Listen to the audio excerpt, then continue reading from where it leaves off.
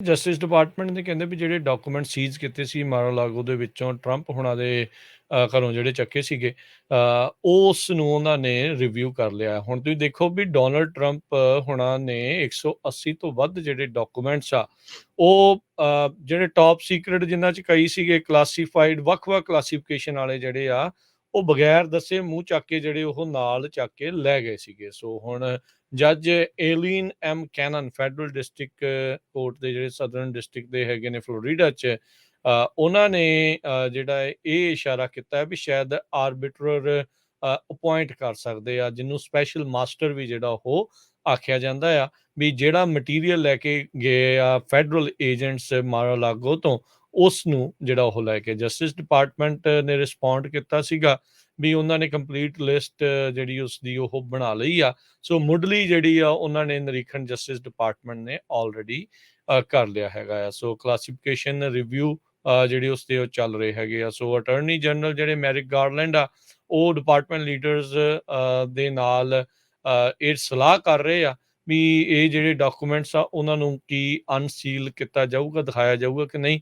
ਘੱਟ ਚਾਂਸ ਆ, ਕਿਉਂਕਿ ਆਲਰੇਡੀ ਜੇ ਏਡੀ ਕਲਾਸੀਫਿਕੇਸ਼ਨ ਵਾਲੇ ਆ ਤਾਂ ਫਿਰ ਜਨਤਕ ਤਾਂ ਹੁਣ ਉਹ ਰਹਿਣਗੇ। ਅਦਾਲਤ ਦੇ ਵਿੱਚ ਬੰਦ ਕਮਰਾ, ਉੱਥੇ ਜਿਹੜੇ ਇਸ ਚੀਜ਼ ਦੇ ਉੱਤੇ ਫੈਸਲਾ ਜਿਹੜਾ ਉਹ ਲਿਆ ਜਾ ਸਕਦਾ ਆ।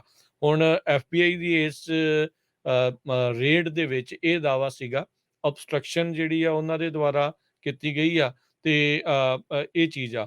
ਕੱਲ ਵਾਸ਼ਿੰਗਟਨ ਪੋਸਟ ਨੇ ਇੱਕ ਹੋਰ ਨਵਾਂ ਜਿਹੜਾ ਬੌਮਸ਼ੈਲ ਰਿਪੋਰਟ ਆ ਉਹ ਪੇਸ਼ ਕਰ ਦਿੱਤੀ ਵੀ ਟਰੰਪ ਹੁਣੀ ਕਹਿਣ ਤੇ ਰੋਕਣ ਦੇ ਬਾਵਜੂਦ ਵੀ ਬਹੁਤ ਸਾਰੇ ਅਜਿਹੇ ਡਾਕੂਮੈਂਟਸ ਵੱਖ-ਵੱਖ ਉਹਨਾਂ ਟੈਰੀਟਰੀਜ਼, ਉਹਨਾਂ ਮੁਲਕਾਂ 'ਚ ਲੈ ਕੇ ਜਾਂਦੇ ਰਹੇ ਆ ਜਿੱਥੇ ਕਿ ਖਤਰਾ ਹੁੰਦਾ ਆ ਵੀ ਕੁਛ ਇੱਦਾਂ ਦੀ ਚੀਜ਼ ਜਿਹੜੀ ਉਹ ਵਾਪਰ ਨਾ ਜਾਵੇ ਜਾਂ ਚੋਰੀ ਚਕਾਰੀ ਜਿਹੜੀ ਉਹ ਨਾ ਹੋਵੇ। ਸੋ ਇਹ ਹੁਣ ਦੇਖਣਾ ਹੋਊਗਾ ਵੀ ਇਸ ਦਾ ਕੀ ਜਿਹੜਾ ਮਹਿਣਾ ਆ ਉਹ ਰੱਖੂਗਾ ਪੂਰੇ ਇਸ ਘਟਨਾਕ੍ਰਮ ਨੂੰ ਦੇਖਦੇ ਹੋਏ। ਅਗਲੀ ਖਬਰ ਵੱਲ ਚਲੀਏ ਆਪਾਂ।